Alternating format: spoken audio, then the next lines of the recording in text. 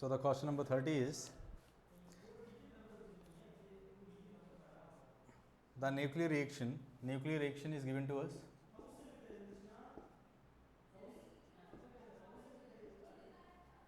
Mass of deuteron and the mass of helium. So mass of deuteron is given as 2.014. Okay, so they are asking what type of reaction is this. So one thing is clear, it is a fusion reaction because two nuclei are combining to form a one nuclei. So it is a fusion reaction. Okay. Now energy we have to find out. So reaction is fusion. Now energy is given by delta m into c square, so that we can add on as delta m into 931.5 mega electron volt. Okay, so delta m should be in AMU. Okay, atomic mass unit. So the value, okay, so now we have to find out the value of delta m only. Okay, so delta m means, see, delta m will be equals to, calculate the mass of reactants. What is the mass of reactants? So mass of reactants will be equals to how much? How many deuterons we have? 2. So 2 times of 2.0141. Okay, so it will be equals to how much? 2820, 4.0282, 4.0282. And what is the mass of product? Mass of product is 4.0024, 4.0024. So we can say that delta m will be equals to 4.0282 minus 4.0024. Okay, so if you solve this, how much you will get? This is 8 and this 7 minus 2 is 5 and this will become 2. So 0.258. So what you will get? 0.0258. So delta m is 0.0258 into 931.5 mega electron volt. Okay, if you multiply this value, the approximate answer that we will get is 24 mega electron volt. So the answer is 24 mega electron volt. Okay. Now question number 31. Order of density of uranium. So nucleus. So the order of density of any nucleus is of 10 to the power 16 kg per meter cube. It is same for all the nucleus. Okay. So order of density is around 10 to the power 17 kg per meter cube. Very high density. It indicates that the nucleus is tightly bound. Okay. The particles that are in the nucleus are tightly bound. Now question number 32. Okay. So in question number 32, the fission of uranium 235 can be triggered by absorbing a slow neutron by the nucleus. Similarly, a slow proton can also be used. The given statement is wrong or right, like this. Okay, see this thing. If you consider uranium 235 nucleus, so here it will be what? Positive charge. Nucleus is positively charged. So if the proton is approaching this, what will happen? It will experience a repulsive force. But in the case of neutron, neutron is having no charge. On neutron there is no charge, so it is not experiencing the repulsive force. But in the case of proton, it will experience a repulsive force. Due to that, that reaction is not, reaction cannot be triggered. So we can say that this statement is wrong. Okay. Why? Because proton will experience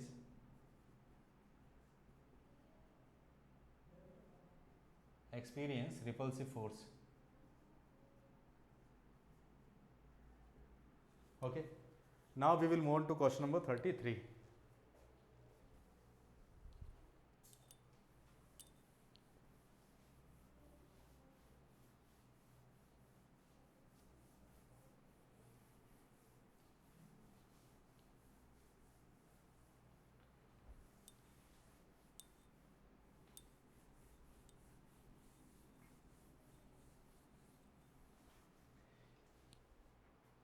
So question number 33. So in this, what they have given, the activity of a radioactive sample is measured at 9750 counts per minute at t equals to 0 and 975 counts per minute at t equals to 5 minutes. The decay constant is approximately, okay, so we can say that activity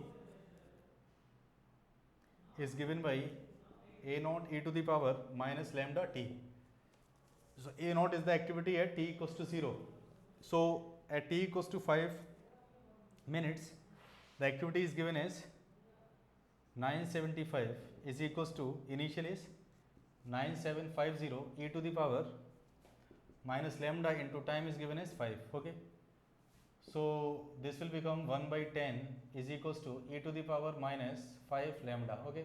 Now we will take log both side, ln both side. So it will become minus ln 10, ln 1 is 1, ln 1 is 0. So 0 minus ln 10, okay, will be equals to minus 5 lambda. So this minus minus will cancel out. So lambda will be equals to ln 10 by 5, okay. So if you see this, the value of ln, this value will be equals to 0.461 per minute. Okay. So this value actually ln 10 we can write down as 2.303. ln 10 will be equals to 2.303 log 10. So the value of log 10 will be 1. So how much you will get? 2.303. So 2.303 divided by 5. So 2.303 divided by 5. So 0.4 something. Okay. If you see the options, option number 3 will match 0.461. Okay. Now question number 34. So in question number 34, a radioactive element decays to form a stable nuclide, then the rate of decay of reactant varies with time. We know that rate of decay dN by dt, n is given by n naught e to the power minus lambda t. So dN by dt will be equals to n naught e to the power minus lambda t into minus lambda. Okay. So the graph will be exponential and it will be like this. This is dN by dt, okay, and this is time. So exponential graph like this. So if you see which option is matching, option number 2 is matching.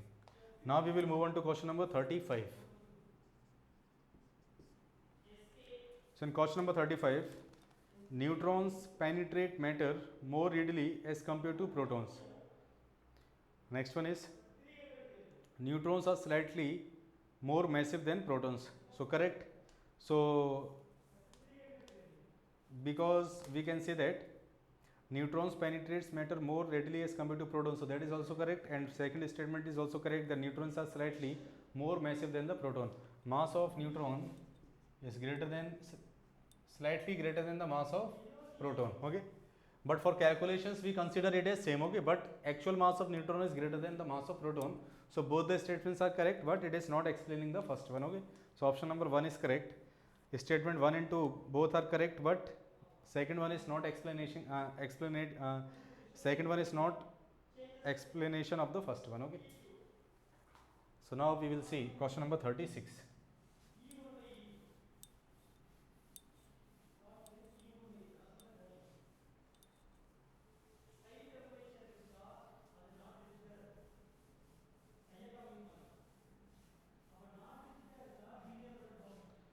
So question number 36. When electron in hydrogen atom jumps from second orbit to first orbit, the wavelength of the radiation emitted is lambda. When the electron jumps from third orbit to first orbit, the wavelength emitted will be, okay. So hydrogen atom they are asking, so we can say that Z value will be equals to 1. So 1 by lambda is equals to R 1 by n1 square minus 1 by n2 square. Okay.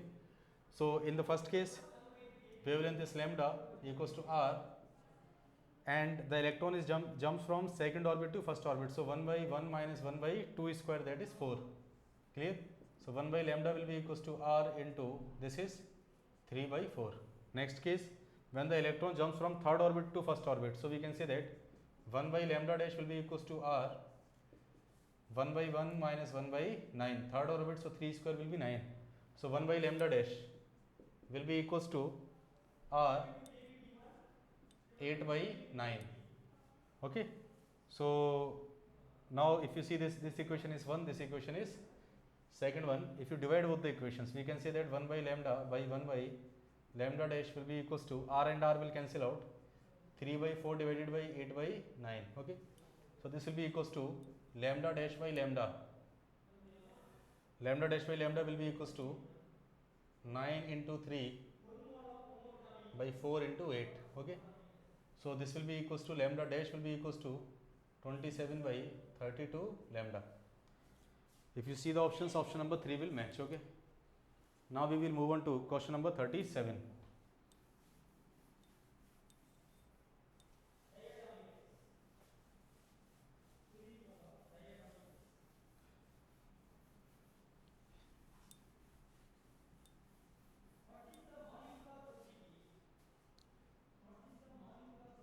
Question number 37. A radioactive substance emits charged particles, electron revolving around the nucleus, electromagnetic radiation. So we know that radioactive substance will emit charged particles like positron, electron, and electromagnetic radiations like gamma rays. Okay, like this. So we can say that both 1 and 3 are correct. 1 and 3 are correct. That is option number 4th. Now question number 38. Okay, so 37 is informative question. Question number 38. Gamma rays radiation can be used to create electron positron pair. In this process of pair production, gamma rays energy cannot be less than, so this is also informative question. We can say that it will be 1.02 mega electron volt. Okay, so now the question number 39 is the wavelength of the energy emitted when electron comes from 4th orbit to 2nd orbit in a hydrogen is 20.397 centimeter. The wavelength of the energy for the same transition for He plus. See this thing, we know that lambda is proportional to 1 by z square. So for hydrogen atom, z is 1, then the wavelength is 20.397. So we can say that lambda 1 by lambda 2 should be equals to z2 square by z1 square. Okay, so lambda 1 is 20.397 divided by lambda 2 should be equals to z2 square. So 2 square will be 4 by 1. So lambda 2 will be equals to 20.397 divided by 4.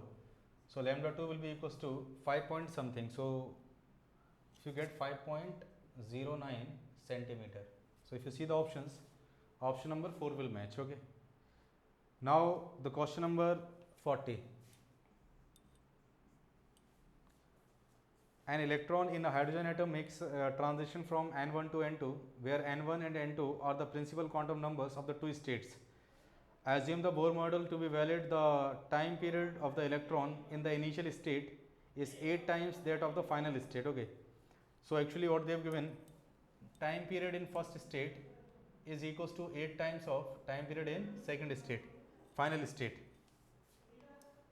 So initial state I will consider as N1, final state I will consider as N2. So time period in initial state is equals to 8 times of time period in final state. Now, so they are asking the possible values of N1 and N2. So see this thing, already we know this thing, time period is proportional to cube of quantum number, principal quantum number. Okay, so from this we can say that T1 time period in first state by time period in second means final state should be equals to N1 cube by N2 cube. Now according to this, what they have given, this one, T time period in initial state is given as 8 times of time period in second state. So we can write down it as 8 times of time period in divided by time period in second state is equals to N1 cube by N2 cube. Okay, so this will cancel out. So we can say that N1 cube is equals to 8 times of N2 cube. So N1 will be equals to 2 times of N2. So if you see the options, in option number 1, N1 is given as 6. If N1 is 6, then N2 will be equals to 3. So first option is correct. If you see the option number 2, N1 is given as 8, then N2 will be equals to 4, but they have given as 2. So second one is wrong. Third one is N1 is equals to 4, then N2 will be equals to 2. So third one is also correct. So we can say that fourth option is correct. Both 1 and third, both the options are correct. This is the answer. Okay. Now we will move on to question number 41.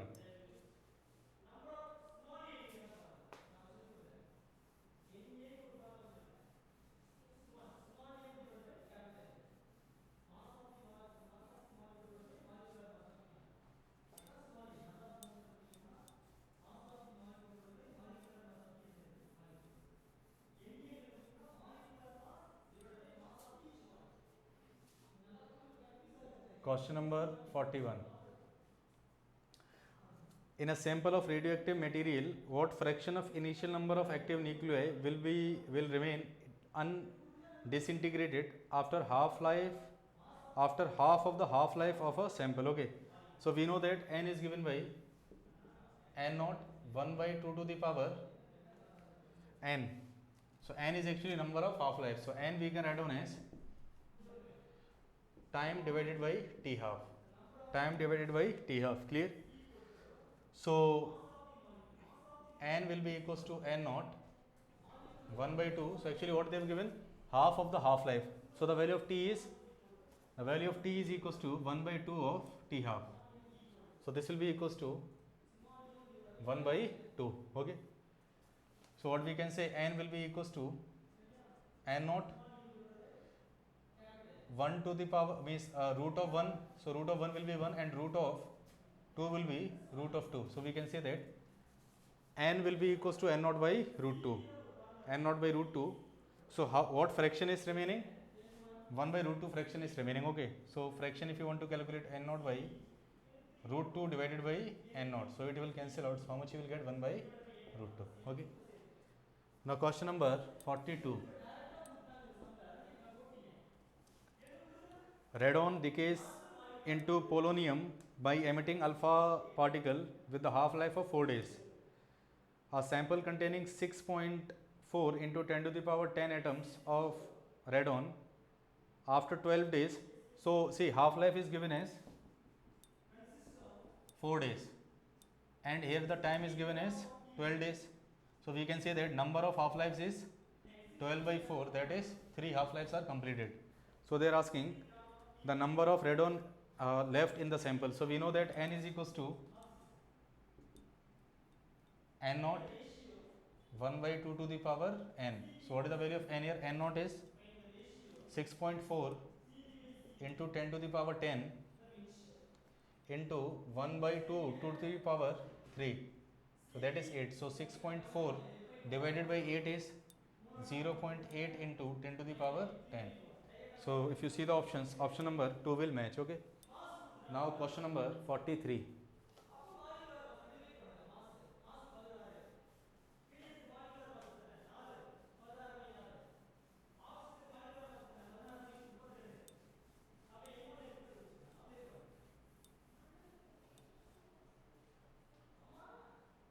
So question number 43. In a radioactive reaction, so a reaction is given to us.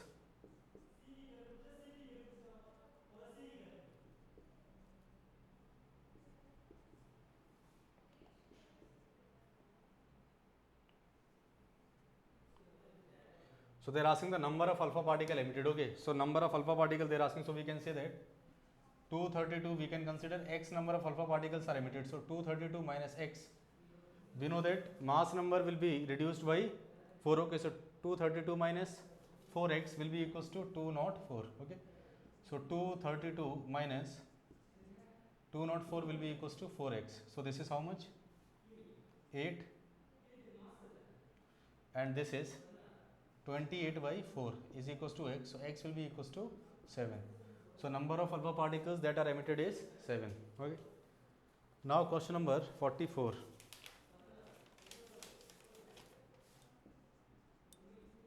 So in question number 44, a neutron with the velocity v strikes a stationary deuterium.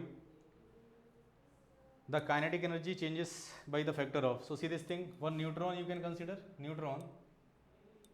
So if the mass of neutron is m, we can say that the mass of deuteron will be 2m. Okay, this is 2m and this is what? Deuteron.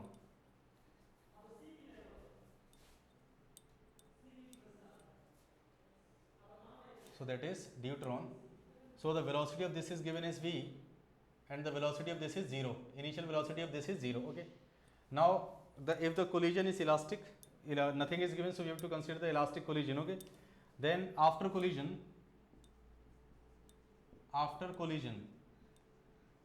the velocity of neutron that I will add on is v1. v1 is the velocity of neutron will be equals to, we can use the formula of elastic collision, m1 minus m2 divided by m1 plus m2 into U1 plus 2m2 into U2 by m1 plus m2. Okay, so U2 is 0, so this term will become 0. So V1 will be equals to, see, V1 will be equals to m1 is m minus 2m divided by 3m into V. So it will be minus V by 3. So this is V1, means the velocity of neutron after collision is V by 3. Okay, so they are asking the fractional change in kinetic energy. If you see, the initial kinetic energy of neutron is half m into V square. Final kinetic energy is half into, see, minus indicates that the direction will be opposite. Okay, half into mass is m into V square, so it will be equals to V square by 9. Okay, if you see the change in kinetic energy, delta Ke, if you calculate initial minus final, so that is half m we can take common, half m V square we can take common, so 1 minus 1 by 9. So how much you will get? Half m V square into 8 by 9. So by what fraction it is changed? By the fraction of 8 by 9. So no option is given, so what we can say? None of these. So option number 4 is correct. Now we will move on to question number 45.